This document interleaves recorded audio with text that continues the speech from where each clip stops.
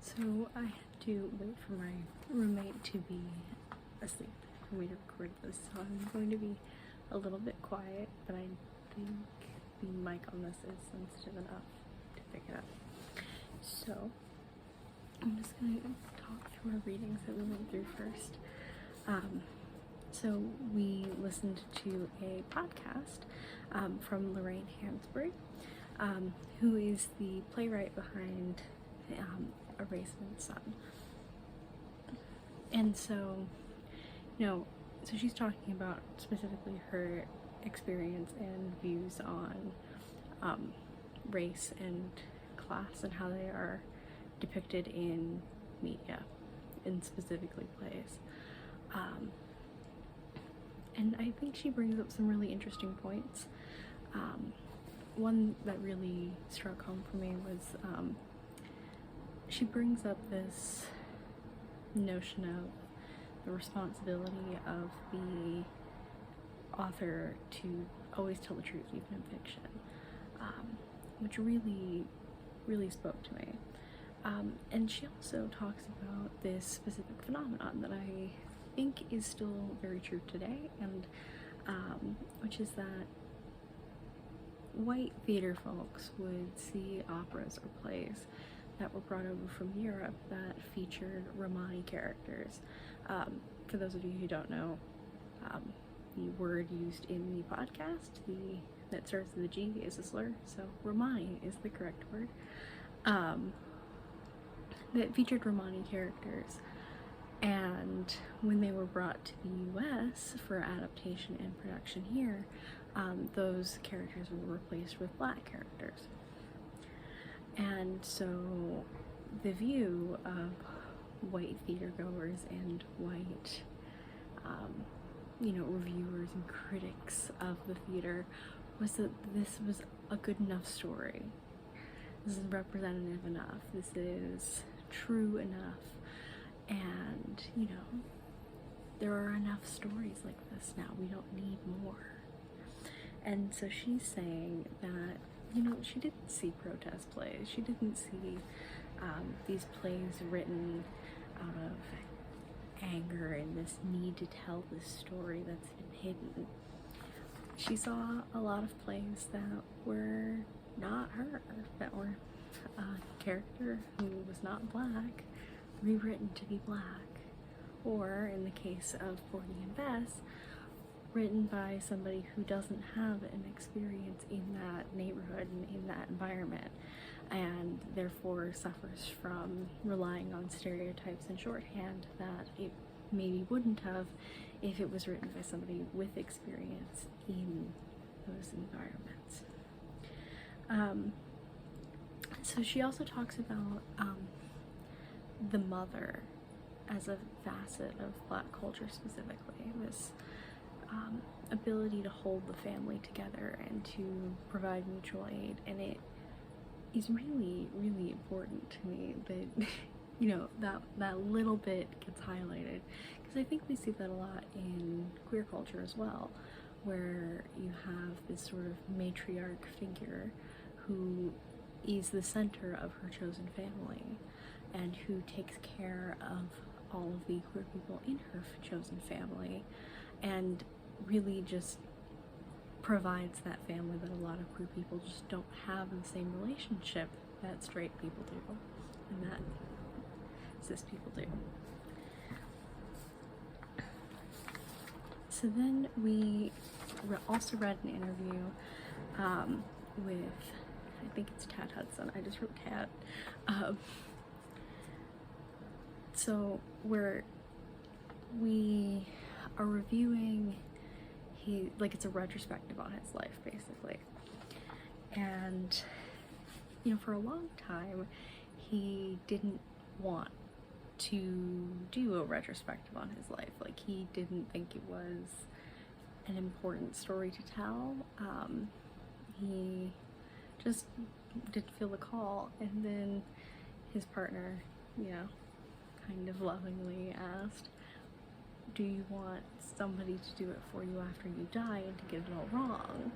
And he said no. And I think that is a very familiar story for a lot of queer people, especially in terms of who tells our story and who is writing the narrative about who we are. Because when we leave writing queer characters only to straight people to do, and we don't employ either the queer people themselves to write their story or queer writers to write queer characters in fiction, we get these fake, cardboard cutouts of characters that rely on stereotype and rely on things that don't resonate through a lot of the community.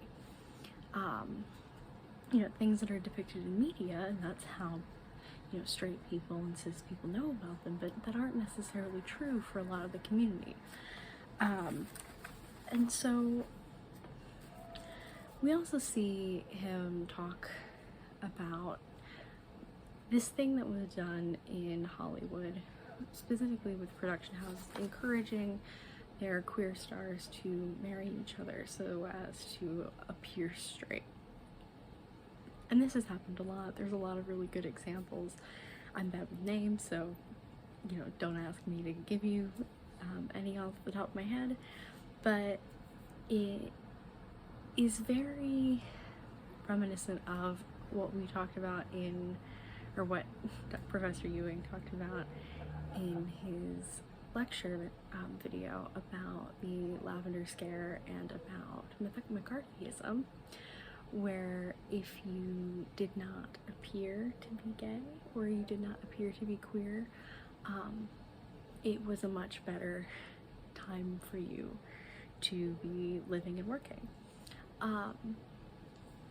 And so we see this similarly with when Tad pulls away from Warner. So he is outed by, I think it's Continental Magazine. And Warner Brothers is largely, they're just like, yeah, which, I mean, that's great for the time. And so he carries on, and then he decides that, what Warner Brothers is asking of him isn't for him. He wants to go in his own direction, and so he leaves, and he is out of work.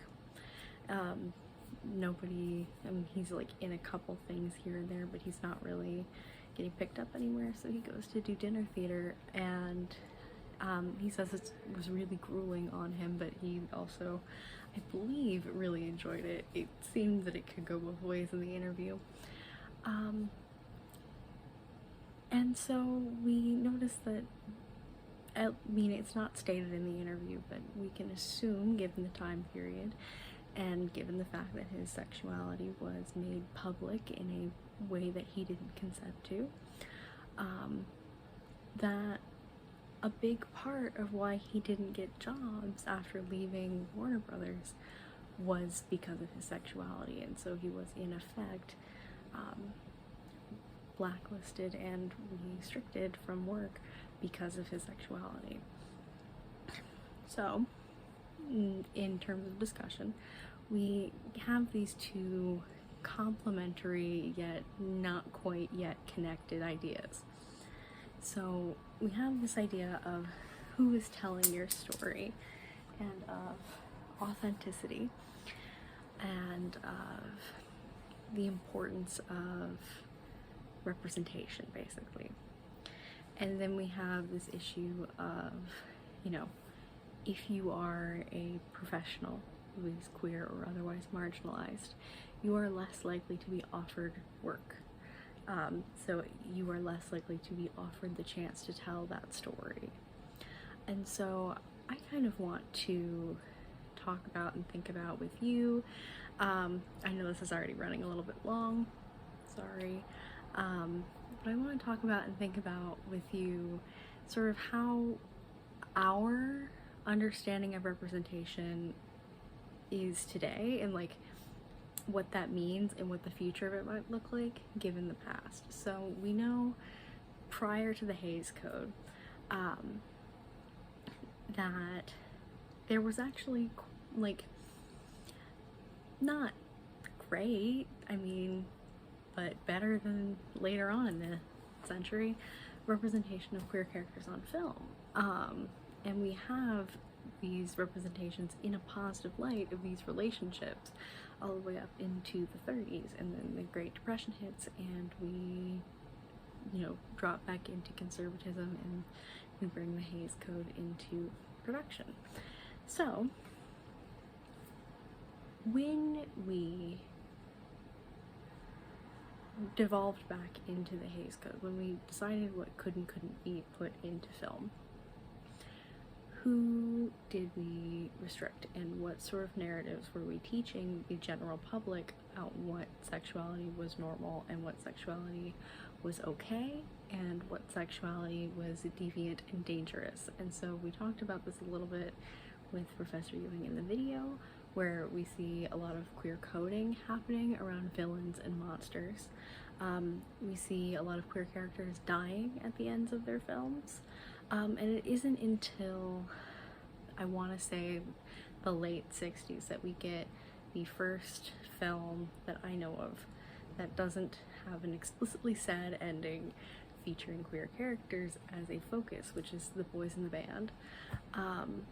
I mean, like, it definitely still handles being gay as something that a lot of the one of the characters are like feeling like heavy grief around and weight around. And while that is a representative experience for a lot of queer people, it's not necessarily the whole of our identity. And so it still does reinforce this idea that, like, to be queer is to hate yourself and you have to learn to not hate yourself, and that's where the pride comes from. Not necessarily true.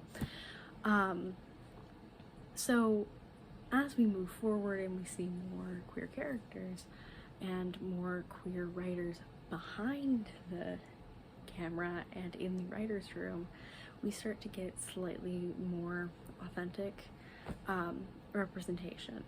And so now that brings us to our present day, where right now there's a bill in Florida. I'm sure you've heard of it. It's called, I mean, we're calling it, I think it is called the Don't Say Gay bill.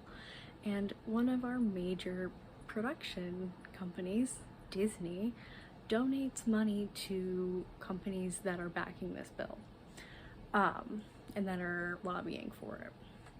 So we have one of our major production companies, you know, kind of actively backing homophobia and actively backing the erasure of gay and trans people in our community.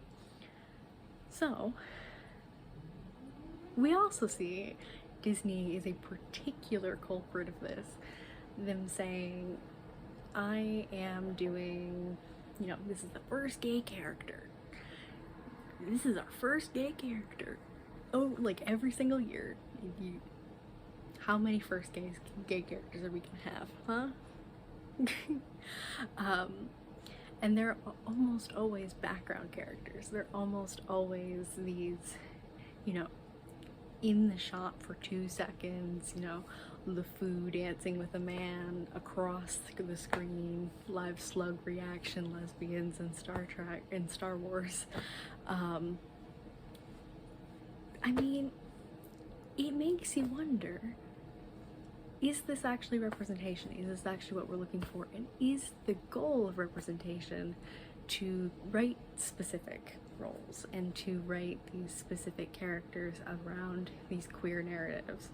Or is it to employ a representative writing staff and a representative directing team and all of these queer people and all of these multiply marginalized people in the production of these films, so that just by their creation they imbue these films with their artistry and with their experiences?